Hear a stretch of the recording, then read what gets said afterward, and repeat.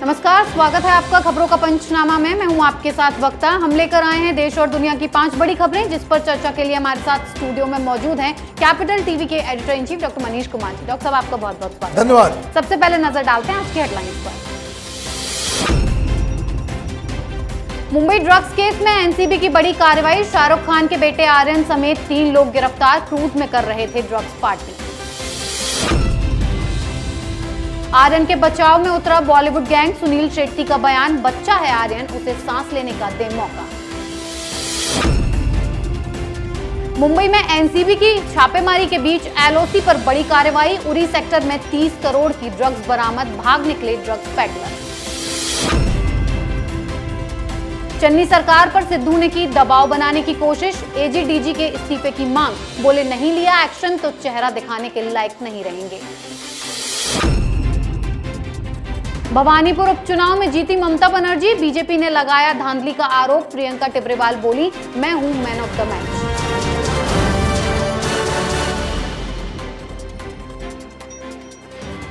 पहली खबर drugs case में बड़ी कार्रवाई पर। ड्रग्स केस में एनसीबी ने शाहरुख खान के बेटे आर्यन समेत 3 लोगों को गिरफ्तार कर लिया है। लंबी पूछताछ के तीनों पर सख्त कार्रवाई की गई। साथ ही आर्यन के फोन को भी एनसीबी ने जब्त कर लिया है। दरअसल एनसीबी ने आर्यन समेत 8 लोगों को क्रूज में रेव पार्टी करते हुए हिरासत में लिया था। इस पार्टी से बड़ी मात्रा में ड्रग्स बरामद किया गया और ये क्रूज मुंबई से गोवा जा रहा था। तभी एनसीबी के अधिकारी यात्री बनकर क्रूज में पहुंचे और सभी को रंगे हाथों पकड़ लिया। डॉक्टर साहब, किंग खान के बेटे आर्यन खान को गिरफ्तार कर लिया गया है। बहुत बड़ी कार्रवाई एनसीबी की तरफ से की गई। देखिए, जो आर्यन के पास या आर्यन के खिलाफ जो सबूत एनसीबी के पास है, वो आर्यन ने खुद मुहैया कराया है। वो इस हिसाब से कि उसके फ़ोन को जब जब्त किया गया और ये मालूम किया गया कि भाई क्या इनके साथ किन से इनकी बातचीत हो रही है, तो मालूम चला कि ये तो ड्रग पेडलर्स के साथ लगातार बातचीत कर रहा है। और उसमें जो सबसे अहम सुराग सबूत जो कह सकते हैं, वो एनसीबी के हाथ में ये लगी कि इसने एमडीएमए के जो टैबलेट्स हैं वो ऑनलाइन परचेज किए थे और पेमेंट भी उसी फ़ोन से किया गया था, अपने अकाउंट से। अब मसला इसलिए ये सेक्शन 27 का बन गया कि आप सिर्फ कंज्यूम नहीं कर रहे, बल्कि आप खरीद बिक्री भी कर रहे हैं। एनसीबी के जो सूत्र बता रहे हैं कि दरअसल एनसीबी के जो लोग थे, बाकायदा सारे लोग वहाँ पे यात्री बनकर के वो घुले मिले वो अंदर थे। क्रूज जैसे ही समुद्र में आगे बढ़ती है, पार्टी शुरू होती है और लोग ड्रग्स लेना शुरू कर देते हैं।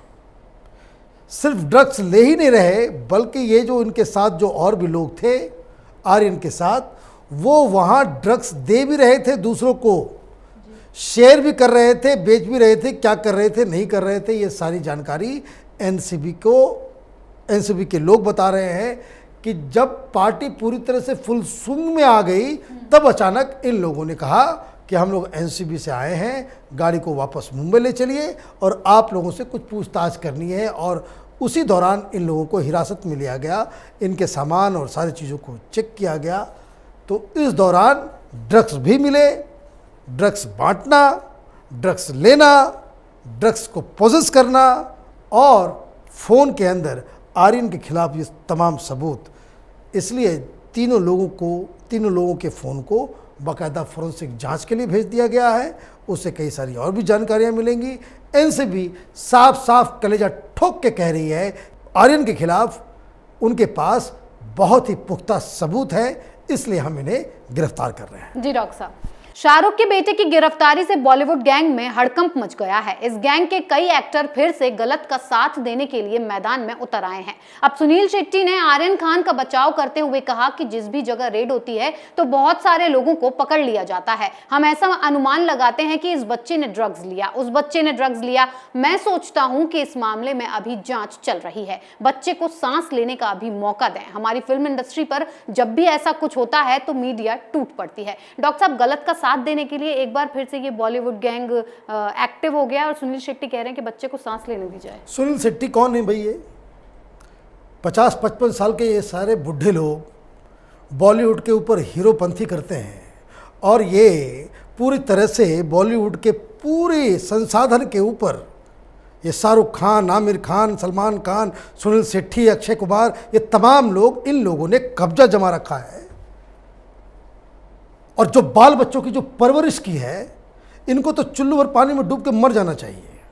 और ये सामने आकर के ये कह रहे हैं कि भाई बॉलीवुड में कुछ होता है तो मीडिया कूद पड़ती है, आरती उतारी जाए, आपकी आरती उतारी जाए।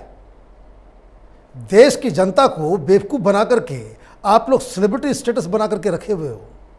कौन सा गलत धंधा नहीं होता है बॉलीवुड के अंदर में, चाहे वो प्रोस्टिट्यूशन हो, चाहे वो हवाला हो, चाहे वो ड्रग हो।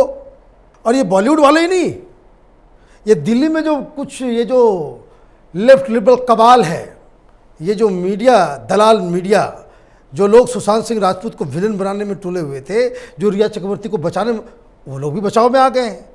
वो ये कह रहे हैं कि अगर कोई पकड़ा जाता है तो उसको तो रिहैबिलिटेशन सेंटर में डालना चाहिए। अजीब स्थिति है। 23 साल का आदमी है वो, कोई नाबालिग हो तब तो ये सिंपैथी समझ में भी आती है। ये तो वो उस धंधे में जुड़ा हुआ है जो अपने आप में, मैं आपको बता दूं, 80% देशों में इस काम में पकड़े जाने के बाद आदर तो मौत की सज़ा मिलती है या उम्र कैद। वो तो इस देश में कानून लुंज पुंज है, इसलिए साहबजादे, ये अमीरजादे, ये दीज ब्रैट्स, ये कानून को धोखा देकर के निकल जाते हैं। अदरवाइज इन लोगों के खिलाफ तो कड़ी से कड़ी कार्रवाई होनी चाहिए। और जो लोग इन लोगों के बचाव में आते हैं कि भाई शाहरुख खान का बेटा है तो इसलिए समर्थन में बोल रहे हैं, इन लोगों का सोशल बायकॉट करने की आवश्यकता है। जी डॉक्टर साहब, अगली खबर ड्रग्स के उरी कनेक्शन पर। मुंबई में एनसीबी की छापेमारी के बीच एलओसी के पास से एक बड़ी खबर आई है। सेना ने सीमा के पास उरी सेक्टर में 25 से 30 किलोग्राम हेरोइन और कई तरह का ड्रग्स पकड़ा है, जिसकी कीमत 30 करोड़ रुपए से भी ज्यादा बताई जा रही है। ज्वाइंट सिक्योरिटी फोर्स ने स्पेशल ऑपरेशन चलाते हुए इस ड्रग्स रैकेट का भंडाफोड़ किया है। इस मामले में एसएसपी ने बताया कि ड्रग्स पेडलर दूर से भारतीय सेना की मूवमेंट पर नजर बनाए हुए थे और जैसे ही उन्होंने जवानों को देखा, वो लोग ड्रग्स वहीं पर छोड़कर भाग खड़े हुए। डॉक्टर साहब, आखिर देश में कहां से खुलेआम ड्रग्स सप्लाई किया जा रहा है? अच्छा किया आपने ये खबर जो है आज ली है, क्योंकि ड्रग्स की बात हो रही तो इसको समझना भी जरूरी है। ये अफगानिस्तान तालिबान ये सर्वाइव करते हैं ड्रग्स के धंधे पे। पाकिस्तान आईएसआई ये जरिया है हिंदुस्तान में ड्रग्स पहुंचाने का। ये जितने अर्बन नक्सल्स हिंदुस्तान में काम करते हैं, ये शाहीन बाग, ये किसान आंदोलन, ये टुकड़े टुकड़े गैंग के जितनी भी जो हिंदुस्तान के अंदर में एंटी हिंदू गतिविधियां होती हैं, सबका पैसा ये ड्रग्स के धंधे से आता है। ये कितनी बार, कोई पहली बार नहीं, कई बार इस तरह की रिपोर्ट्स, इस तरह के रिसर्च सामने आ चुके हैं। और इसे पाकिस्तान और हिंदुस्तान और वेस्ट एशिया में कंट्रोल किसके जरिए किया जाता है? दाऊद इब्राहिम। और ये दाऊद इब्राहिम का काम क्या है? फिल्म भी जुड़ा हुआ है। ये आपने जो खबर उठाई है ये उरी से, ये पाकिस्तान से आ रहा था। भाई पाकिस्तान से कौन भेजता है? वहाँ की पुलिस, वहाँ की आर्मी आंख बंद ना करे या उस धंधे में लिप्त ना हो तो वहाँ से तो ये सामान आ नहीं सकता। कभी आपने सुना कि भाई हिंदुस्तान से ड्रग्स जो है पाकिस्तान जा रहा है? पाकिस्तान में ड्रग्स का कोई ज़ख़ीरा पकड़ा गया हो? नहीं। क्यों? क्योंकि वो वन वे ट्रैफिक है, वहाँ से वो आता है और हिंदुस्तान में उसके लोग बैठे हुए हैं जिसका सीधा सीधा कनेक्शन डी कंपनी से है, दाऊद इब्राहिम के नेटवर्क से है। और इसीलिए ये जो मैं बार बार कहता हूँ, ये कराची, ये दुबई, ये मुंबई, बॉलीवुड, ये तमाम बड़े बड़े कलाकार, ये सब उस नेक्सस के हिस्सा हैं जो हिंदुस्तान को तोड़ना चाहते हैं।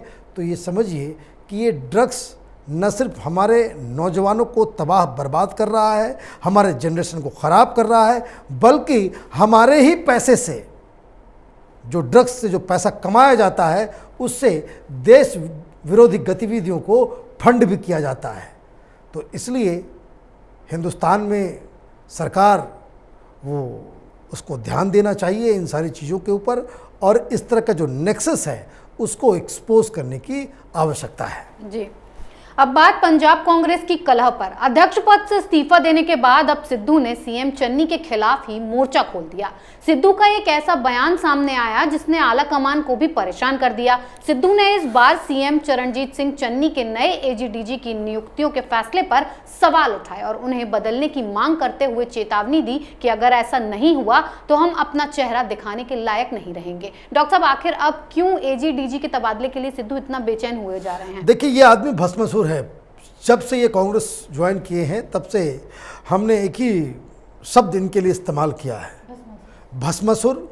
और वैसा भस्मासुर जो मिसगाइडेड मिसाइल है।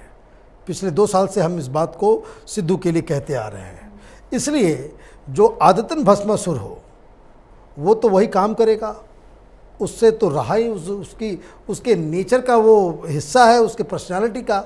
अब मामला सब कुछ सेटल भी हो गया। भाई, आप चीफ मिनिस्टर से आकर के आपने बात भी कर ली। चीफ मिनिस्टर ने कहा 4 तारीख को हम बातचीत करेंगे, कैबिनेट की मीटिंग बुलाएंगे, आपने जो डिमांड किया है उसके बारे में हम बताएंगे। अभी डिसीजन कल आना है और आपने यहाँ फिर से एक रॉकेट छोड़ दिया कि भाई डीजी को बदलो। अब सवाल ये है कि ये सारी बातें, इतनी हिम्मत कि गांधी परिवार के खिलाफ भी बोल दो, गांधी परिवार को भी आप जो है धमकी दे दो कि मेरी बात नहीं मानी गई तो मैं कांग्रेस पार्टी की ईंट से ईंट बजा दूंगा। वो तो दिख रहा है कि आपने ईंट से ईंट बजा ही दी है, उसमें कोई डाउट नहीं है।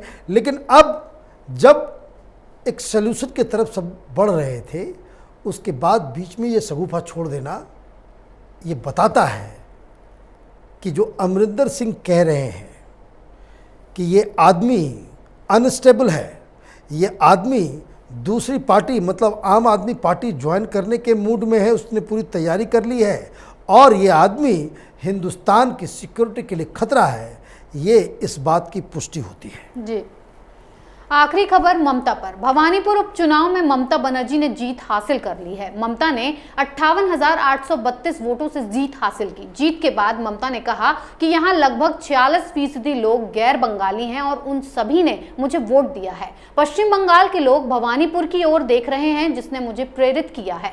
वहीं बीजेपी ने ममता बनर्जी की जीत को धांधली बताया। प्रियंका टिब्रेवाल ने ट्वीट करके कहा कि भले ममता बनर्जी यहां से चुनाव जीती हैं, लेकिन इस खेल की मैन ऑफ द मैच मैं हूं। डॉक्टर साहब, बीजेपी ममता की जीत को धांधली क्यों करार दे रही है? देखिए, विपक्ष की पार्टी है, उनका ये अधिकार है कि वो हारने के बाद वो आरोप लगाए। पूरे देश में लगता है, सारी पार्टियां कहती है, कोई कहती है कि भाई ईवीएम खराब है, तो कोई कहता है कुछ, कहीं कुछ कहीं कुछ। लेकिन जो ममता बनर्जी ने जो बात कही कि 46% जो पॉपुलेशन है वो बाहरी है, मैंने अंदर बाहर अभी भी इनकी गई नहीं है। ममता बनर्जी एक गैर जिम्मेदार मुख्यमंत्री है जो अपने ही इलेक्टोरेट को ये कहती है कि भाई वो बाहरी है। अब बाहरी होकर के भी आपको लोग क्यों वोट दे रहे हैं? तो ममता बनर्जी के लिए सच्चाई जानना ये ज़रूरी है कि लोग आपकी गुंडागर्दी से डरते हैं।